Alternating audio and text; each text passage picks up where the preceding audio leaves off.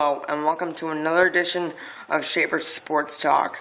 First, I will be talking about the Yankees whooping over the Texas Rangers 8-2 last night. Now, as you all know, Dempster got the loss and Phelps got the win. And now, as a Cub fan, I know Dempster will do a few things. Pitch great, get the win. Pitch great, get the no decision because his team can't score for him, have one bad inning and lose, or just get shelled. Now, to me, Dempster is still a work in progress with the Rangers, but I think he will improve. ESPN SportsCenter is also saying that this series could be a potential ALCS preview, which I think it will be, and if it is, I think the Yankees will come out on top in 6 games. National League, on the other hand, I think it'll be the Giants playing the Nationals, and the Nationals will come out in 6 games. Speaking of the Nationals, they have decided to stretch Steven Strasburg's shutdown day to 180 innings pitched instead of 160 innings pitched, which I think could be risky because we're saying we will shut him down at 160. We are going to shut him down at 160. It's 180 now. This could be risky because he's coming off of Tommy John surgery, and as all National fans want is for him to not become the next Mark Prior, because if they keep him in there too long, he very well could be. Anyway, moving on to football. So, Chad Johnson has head-butted his wife after an argument in the car, and he was released from jail Monday morning, I believe. His wife also wants him to press charges against him, which I think is a good idea because he was an idiot for doing that, and whatever his punishment could be, I think he deserves to spend some time in jail, okay? Hitting a woman is not okay. Also, why a headbutt, dude? Why would you do a headbutt, okay? Nobody wins with a headbutt. Got it? And speaking of you, Chad Johnson, if you are watching this right now, I am a Patriots fan, and you were probably the biggest waste the Patriots have ever took a chance on. You know why? Because you had 13 catches last year and 1 touchdown.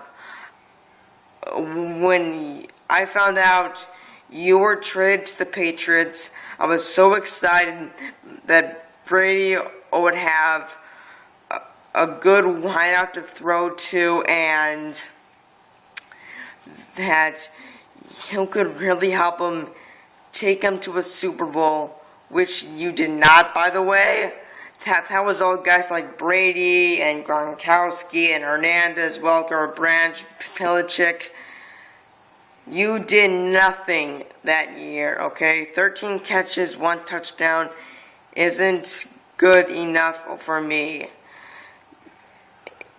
In fact, as I recall, the Patriots beat the Broncos by 18 points in that game in Denver last year. Even if you didn't catch that touchdown, it wouldn't even phase that. Also, your hopes of returning could be down the drain, because who wants a guy that assaulted his wife? Nobody, okay? So, now, moving on to the Seattle Seahawks quarterback controversy. Now, the job is between Matt Flynn, Russell Wilson, and Tavares Jackson. As you all know, I believe Saturday, they said that Matt Flynn is going to be the starter for the preseason, which I also think that he will be the starter for the regular season too, as Russell Wilson will be the backup and Tavares Jackson will be the third string. Now, speaking of the Seattle Seahawks, how about those new uniforms, huh?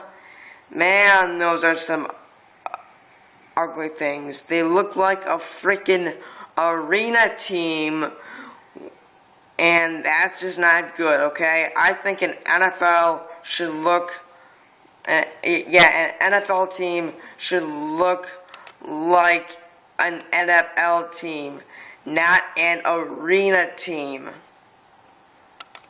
Now, by the way, I liked the old ones way better. I mean, those were way better than the ones they had now. They have these stripes on their shoulders that say Seahawks on it. If I were a Seahawks player, I would not want to wear the jersey, and I'm about to show you what that jersey is going to look like off of NFL Shop if you haven't seen it yet, football fans or Seahawk fans.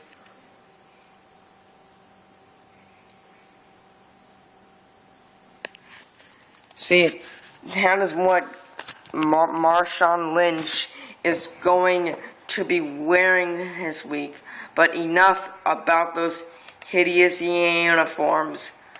On to hockey now. The commissioner is saying that the fans deserve better than a lockout, which I think they do, and they're saying if they can get a new CBA done in time, then they will lock out other players. Another thing that they were talking about last year, NHL realignment. They said that the Jets will only spend 1 year in the Southeast Division. Now, how do you expect to get two things done at once, like a lockout and realignment? To me, the lockout is the most important thing right now, and that could take a very long time. But I still think that the NHL will get a new CBA done in time, but probably not NHL realignment done in time. So that is why I think of the Jets could very well spend their second year in the Southeast Division. Another thing. Now we are moving on to basketball. So the USA has beat Spain to win the gold medal. And now LeBron has a ring, a gold medal, an MVP, and a finals MVP all in the same year. How great is that? Now, moving on to the Dwight Howard trade, who, as you all know, is now on the Lakers, and the Lakers are going to be a huge threat this year as well in the postseason, because now they have Kobe Bryant, Steve Nash, and Dwight Howard.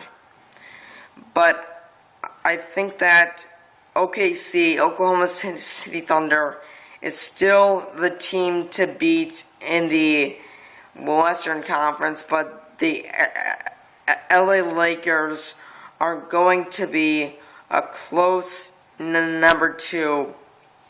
I also expect the Thunder to at least get to a conference final, and the Lakers to at least get to the conference semifinals.